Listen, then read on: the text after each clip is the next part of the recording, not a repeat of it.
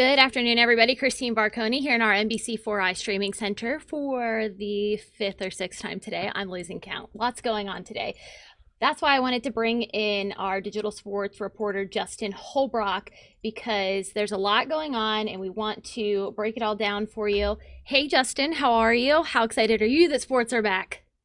Yeah, it's good to talk to you. I think the last time we did this, it was August 11th, and sports were not going to come back. They were postponed. So now they're back. So nothing to complain about. All right, so the coming back the 23rd and the 24th of October. Right. What else? What else did we learn? I know of something really big that not a lot of people are shocked, but maybe disappointed. No fans in the stadium for the Big Ten. Yeah, it's not a surprise. I mean, I think at the least they're trying to get the parents of the players so that way they can be in there. Hmm. But it makes sense. It's hard to have all those fans coming in, even if it's a limited amount, because like Gene Smith said today on a Zoom call, it was, you've got the concessions, you got people using the bathroom, people all walking in, tailgating at the same time. We just got sports back and you don't want to do anything to jeopardize that. So baby steps, and maybe later on in the season, he said there could be a window where you do see a few fans that aren't parents, related to the player. So hopefully we'll see that, but at the very least, it's back right now. Yeah, certainly. Even, I mean, if thinking about the crowds that they have at Ohio Stadium every single week, even for a smaller football game, there's still nearly 100,000 people there. You cut that in half, you cut that in a fourth, or even 10%. It's Yeah, still way too many people that you don't want to be crowding around still during the coronavirus pandemic before we, have a vaccine or anything like that, while right. we're still having active cases. And at least you can look to the NFL too, because coming up here this first week, the Browns are going to play the Bengals. A few fans are allowed at First Energy Stadium there in Cleveland. So they're going to have a small sample size to see how the NFL is pulling it off, especially in the state of Ohio. So maybe they'll use that as a sample and see if they can use that in the Big Ten. Hmm. But right now, no fans, and it makes sense. Yeah, it totally makes sense. I mean, especially a lot of the players. I mean, these players are student athletes. They are still going to classes. Right. They still have to walk around with the general population at Ohio State. It's not like they can put themselves in a bubble. Exactly. So, Yeah. all right, what else did we learn today? They put a lot of protocol into place. Dr. Christina Johnson was on the call talking about how excited she was and how she feels really confident in the next steps. I think the big things are just what they said has changed since, that August 11th date where they postponed it till now, which is, you have that daily antigen testing, enhanced cardiac screening, especially for their concerns about players that might have myocarditis. So they're concerned about that heart disease and what the effect is there, but they think they have enough protocols in place to protect players even if they do get the coronavirus. And then it's just, a data-driven approach where they're going to test players before every practice, before every game. They're going to do that antigen testing, which, if you remember, that's the one that Governor DeWine received before he saw President Trump. Hmm. And if they get a positive back from that, then they're going to do another type of test, which is that PCR test. So that way it can confirm even more so. And for people that don't know, that PCR is just what the general public in Ohio and throughout, the entire country has been receiving this entire time. Hmm. A little bit of a problem at the beginning with the antigen test that Dr. Johnson talked about was that there was a lot of false positives and it wasn't accurate enough. It was okay. It was about 95% accurate, but they wanted it to be closer to 99%. And now she thinks, because based on things that they've gotten back from that committee, Hmm. led by, one of the many people, but led by Dr. Jim Borchers from Ohio State. He's the team physician. So he was, from what everyone's saying, he was kind of the silent MVP of getting football to come back. Yeah. And it's funny that you think out of anybody through this whole thing, a doctor at Ohio State was the one that had maybe the loudest voice in the room, even when you had Justin Fields, the quarterback, and Ryan Day, the head coach, wanting football back. It might have been a doctor and Dr. Jim Borchers who really led the charge in bringing football back this fall. Well, I mean, if the doctors have kind of been the unsung heroes out of all of this. We wanted Right. to listen to the doctors from the beginning of the pandemic, and now as we are more than 6 months into it, are still listening to the doctors.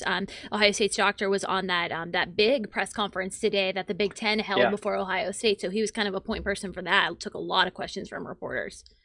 Definitely, yeah. I mean, he gives credit to other people, but I mean, he deserves a large portion of that credit for the work that he's done and that entire task force committee. I know a lot of people are frustrated with the way that the information was given out by the Big Ten, but that really has nothing to do with the doctors or even really people at Ohio State, because if you look at it, Dr. Johnson, it became public that there was an 11-3 vote that people voted against, having a season or at least postponing it. And she was one of the ones that wanted to play along Hmm. with Iowa and Nebraska. So she's been steadfast the entire time. And athletic director Gene Smith really showed his appreciation for her and, especially for Ryan Day for keeping the players ready. Yeah, they announced today that the Big Ten vote was unanimous, so definitely got Unanimous those today. other 11 schools really on board, Yeah. and especially I believe it was Rutgers who was really not kind of like really like not wanting to do this, but they did get their Yeah. vote in the end. It seemed like a week ago Rutgers was saying nothing is going to change our mind, and then I guess something did. But whether that was the antigen testing, the screening that's going to happen, the data that they're going to get back from this, something obviously changed everybody's mind. At least the 11 presidents and chancellors that were not on board just over a month ago. Yeah. Other protocols that they will have in place. I'm talking about minimum standards for travel for away games. I'm reading this off of if you're watching on our website right now, the story is down below, and if you're watching on Facebook, it is linked in the description of this video. Just talking about away game and travel protocol. They have air and bus transportation as well as the hotels, as really minimizing the risk of COVID and making sure it doesn't spread to many states that are part of the Big Ten at this point. And that's going to be so important because the margin for error is razor thin, because there's 8 games, no bye weeks. If you remember before, it was a lot of 10-game regular season, and 2 bye weeks, and then you had that Big Ten championship. Now it's 8 games in a row, no bye, right into the Big Ten championship, and then you'll have number 2s playing number 2s on each side, and number 3s playing number 3s, and so on. But you cannot have a single game really be postponed unless that game gets rescheduled less than a week later, So there really is no margin for error, especially if you're a Big Ten team, i.e. Ohio State, that wants to play in that college football playoff, which starts on January 1st. Are there other contenders? I haven't been really paying attention to preseason polls. I've been really hyper-focused on Ohio State. Sure. I know a lot of people have. Are there other contenders in the Big Ten as far as the college football playoff? I mean, if you look at it, Penn State is now right up there. They were ranked in the top 10 in that preseason poll. Ohio State was number 2, but Penn State was right there in the top 10. I mean, there are other good teams. Michigan's going to be, around a top 20 team. Ohio State's had pretty good success against them in the most recent years. But Penn State is going to be a big challenge, especially since last year Penn State came to the Horseshoe, and now it looks like Ohio State, by all means, should probably go to Happy Valley to play Penn State. So I think that would be the one team in the Big Ten that I would keep my eye on. But on the other side of the division, Wisconsin is always a talented team, and Ohio State seems to play them quite a bit, especially in games that matter, and games including the Big Ten championship. Yeah, absolutely. So is Big Ten championship going to be as normal scheduled, Lucas Oil Stadium, than like kind of the normal dates that we were anticipating? I don't know if they've said. I know they said that it's going to be on the 19th of December, so that gives teams, a little bit of a break, 1 week rest before going into that college football playoff, should a Big Ten team make it. And Ohio State does believe that they're going to make it. I mean, shoot, they were ranked number 2 in the country behind Clemson in that preseason poll. So a lot of people are expecting them to be in that playoff on January 1st, playing for a bit of revenge after losing to Clemson last year in a game that many of those players that are still on the team think that they should have won, and a big reason why a lot of those players did come back for this year. Absolutely. Talking about Shaun Wade, he spoke to ESPN earlier. We spoke to him earlier in the week. He said that his focus was going to be on the NFL draft, but he kind of left it out there. He said, "I haven't signed anything. Maybe I'll come back, but so it was kind of." I thought it was kind of confusing because I was a little bit shocked when he threw that into our interview. I thought it was done and over with at that point. But him and who's the other player? His name is slipping my mind. Wyatt Davis. Yeah, Wyatt Davis. First team All-American. Yeah. Yes, 2 amazing players. So we'll see if they come back. And Shaun Wade had said that he's just kind of gonna make the decision maybe tomorrow, maybe later in the week, because today is his birthday. Yeah, a day after his birthday. Yeah. Oh. But I mean, both of those guys have expressed interest in coming back. Even when they did declare for the NFL, they said, I haven't really signed anything, so I can still do that if that's what I choose to do. And it helps that the Big Ten made this decision so quickly, because had they made this, another week or two, maybe those guys don't come back. And we don't even know if they are. But, it kept other guys, especially guys like Justin Fields, who didn't need to play this season to get drafted. He still waited. And he was a big part of being a vocal leader, both with his team and, on social media, getting 300,000 signatures on his petition to play. I mean, that was a huge part. It was part of a larger scheme, but it was a huge part in putting a little bit of pressure on the conference. Yeah, there were a lot of advocates for play. Of course, the president, he had been very vocal about getting Right. people back on the field. The lieutenant governor yesterday was really putting the Yep. pressure on the Big Ten as well. So, Lieutenant Governor of Ohio, John Husted, is who I'm referring to. Hmm. So, lots of people really wanted this to happen, and it did today. And we are just about 5 weeks out from Buckeye football now. It's crazy, isn't it? I had a question for you too. I mean, obviously you went to Ohio State. Yeah. It's kind of bittersweet news. Like you know, and you love that football's coming back, but you also know that you can't go to those games. Are you? What's Wait, the have you reaction talked of to a Jared student? Smalley, or am I officially not going to those games there, Justin? No, I meant as in like I know. students, but maybe as well. You know, it depends on press, press box sizes. But obviously, it's what. How do students react to this? Because you're happy that football's coming back, but also you can't go, is what they're telling them. You know, I think at this point, with as much disappointment that they were feeling, I just hope that they're safe while they are not at the games. I'm just thinking Right. of those large fraternity parties and bar parties and different things like that, Yeah. that, you think of at Ohio State, Lane Avenue, High Street, all lined up with people. So I hope people are really smart about it.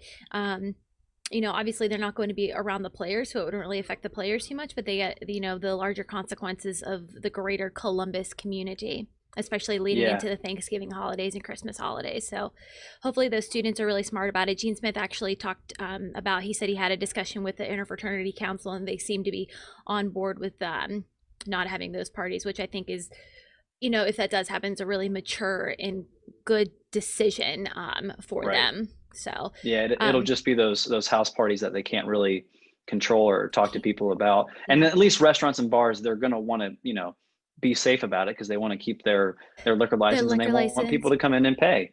For sure. Yeah, I mean, it's definitely bittersweet. Hopefully, they'll be smart and keep to their own homes off campus, and watch it that way. I mean, yeah, it stinks that they can't be there in person. I mean, the student section is the life of the stadium, but nobody can really be in there. So, I mean, yeah, Right. it stinks. I mean, I hope for those seniors that they kind of had really good like junior years and really Right. had a memorable season last year. But yeah, I mean, bittersweet for sure, but I think the Ohio State students will understand, and we can watch it on TV now. So Yeah. sometimes, at least towards the end of the season, I like watching it on TV a little bit more. It gets cold. That's true, especially this year with the late start.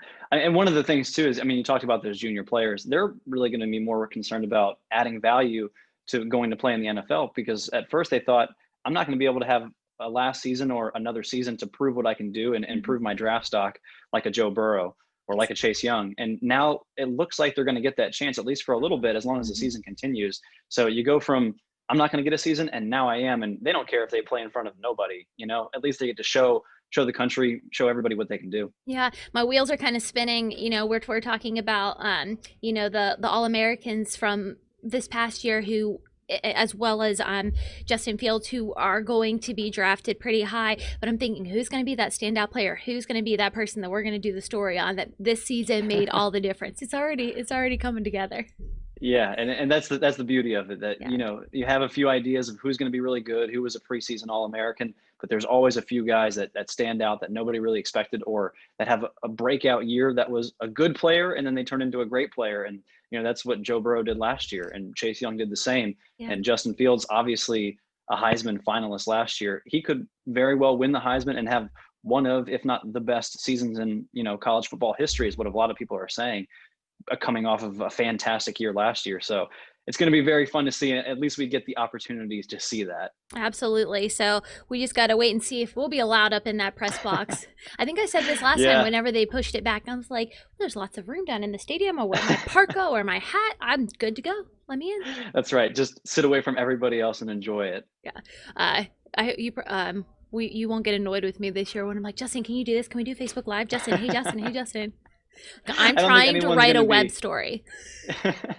I don't think anyone's going to be annoyed with anything football related just because football is happening. Yeah, football is happening. Super exciting. We're about 5 weeks away from that. The Big Ten season starts on the 23rd, right? Yeah, 23rd, Friday. 23rd, 24th. Yeah. Okay, I wonder who's You going know to get a what's odd Friday too is game. that that Michigan week was supposed to be on that 24th of October when that, original weird schedule came out. They moved that Michigan game till about halfway in the season.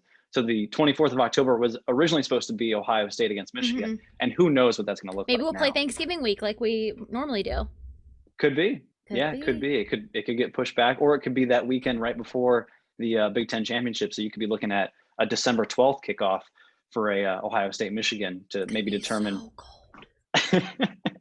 Very much so. Well, at least it's here this year, right? Hopefully, I True. would assume as Yeah. much. Hopefully, nothing's for sure this year. I mean, teams that were away last year should be home, but you just never know with how things work out, or based on how states are handling the virus. Hmm. It's not just campuses. If there's a large portion of a city, say like a Columbus, it's having an outbreak, they may move that game Hmm. to be at the other team's facility instead of there that weekend. Luckily, Ohio State doing very well right now, especially on campus. Hmm. Based on their latest numbers, it's less than 4% positivity among students. Hmm.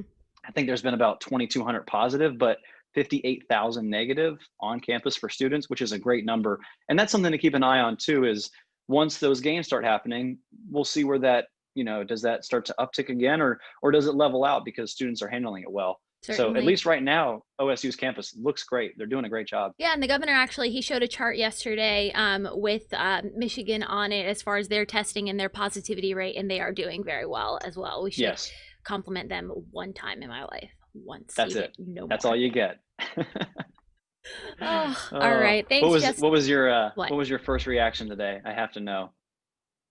Um, Wait, I think, well, actually, so I was supposed to be in a little bit later, and one of our digital producers, Joe, he said the Big Ten's taking forever, and I responded back. This was in our Microsoft Teams conversation. I said I am unwell. I think that's everybody today. So yeah, it's been a lot. It's been a very busy day. Yes. We had this in the beginning, and then we talked about our expansion of midday. So had Yeah. that, and then I don't know if anybody knows this, the vice president will be in Zanesville, so he'll be in Yes. essentially eastern central Ohio later today. We'll be covering that as well. So not a whole lot going on this week. Also, I got to figure No. out what's going on with band of the week at some point. Band directors, That's the I'll def- probably be calling you soon. that's the definition of when it rains it pours, like Ohio State scoring against Michigan. But I can't even be mad. I can't even be mad. No, no Oh, reason you to be know what? mad. When I saw the official announcement here, this is how I'll put it. I'm trying to think. I think it was the 2014 or 2015 Ohio State versus Michigan game in overtime when he ran it into the end zone and he put his arms out like this with the I ball think that and was Urban Curtis Samuel. Yeah, Curtis Samuel, and then Urban fell to the ground. That was me. that was you today. That was you seeing the touchdown. Oh, I was actually I was curling my hair, so I had a hot tool, so I couldn't really fall to the ground. My bathroom's not that big, but if I had a bigger bathroom, I would have. Same type of emotion. Yeah, same thing. Just felt it inside. Yeah. Oh my God. It's so good to say football is back this fall. Aside from high school football, it's been great covering them. It has. They're coming up on week 4 here, but I mean, it's going to be so much different walking around Columbus knowing that Ohio State's going to play football soon. Absolutely. Super exciting. All right, Justin, what do we have? We have in 35 minutes, we have First at 4. Jared Smalley will be on the broadcast side of things, talking more about the Ohio State Buckeyes. I'm sure he will be in every single show, 4:30, No doubt. 5:30, no doubt. All right, so we will talk to you guys then. For more on the Buckeyes, we have infinity number of stories up on our website right now, Yes. NBC4i.com. We will catch you later. Thanks, Justin.